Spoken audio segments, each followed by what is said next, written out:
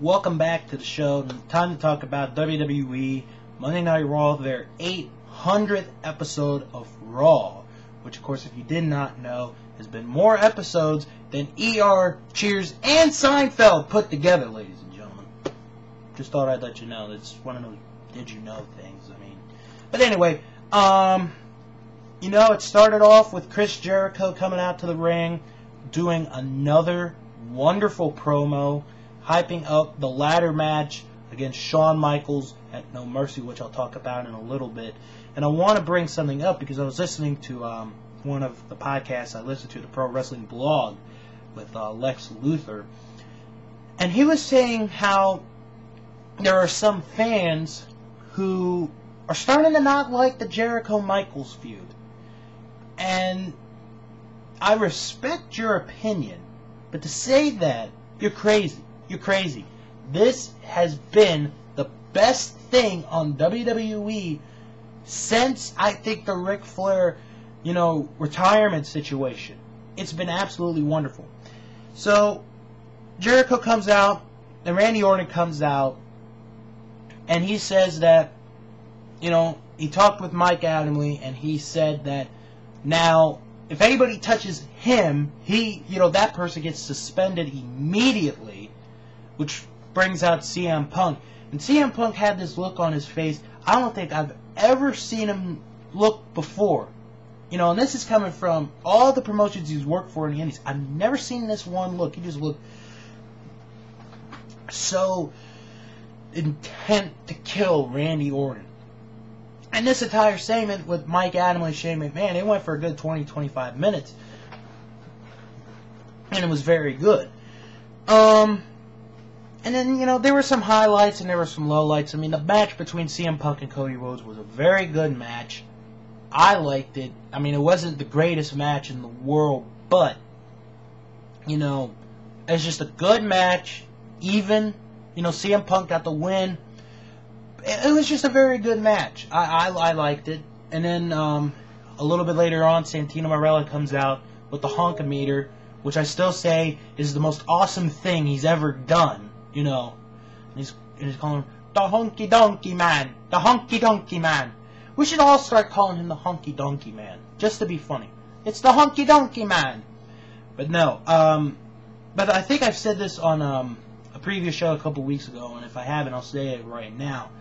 To me, for this thing to work, for this angle, I won't get upset if they don't do it, but I think they gotta run the table. I think they got to take it all the way to the end, and for the week that he's about to tie the record or break the record, he gets screwed by the Honky Tonk Man. That has got to happen. Don't do it when he's at 20 weeks. Do it when he's towards the end of the run. That'd just be fantastic. And then the funniest thing of all, and I know this got a split review, split opinion from the fans and the writers and the bloggers and all that stuff, was Charlie Haas doing the Mr. Perfect thing. And I was talking to a couple of people who watched it, and they were laughing their ass off. I loved it. He had the wig, and he was trying to do everything that Mr. Perfect did back in the day, and he kept missing him, and it was so funny. And I think Charlie Haas has found his golden ticket to stay in WWE for a long time. Yeah, I think the best ones he's done right now has been Charlito and CHL. Jim Ross was a little bit different, or Jim Haas, pardon me. But the Mr. Perfect one was pretty good, He tried to be perfect. And it was just wonderful. I liked it. And I'm sure there were some people that were pissed off by it, offended by it, but, it's WWE. They've been that way forever. You're either going to like what they put on TV or you're not. And if you don't like what they put on TV, then turn the channel.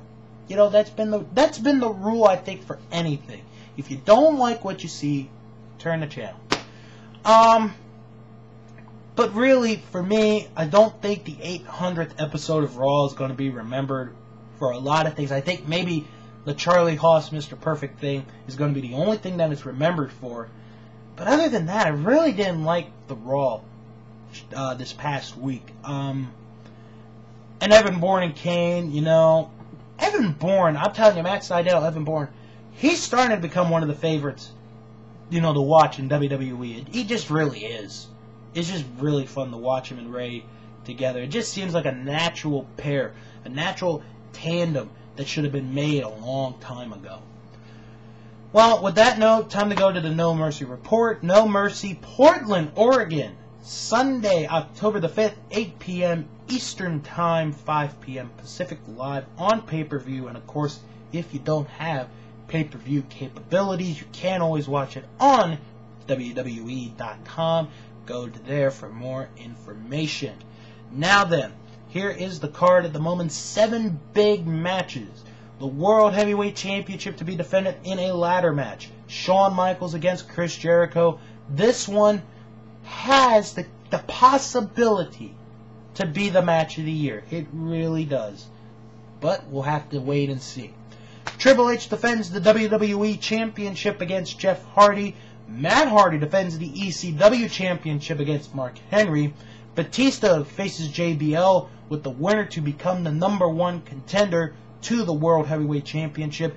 The Big Show will go up against The Undertaker.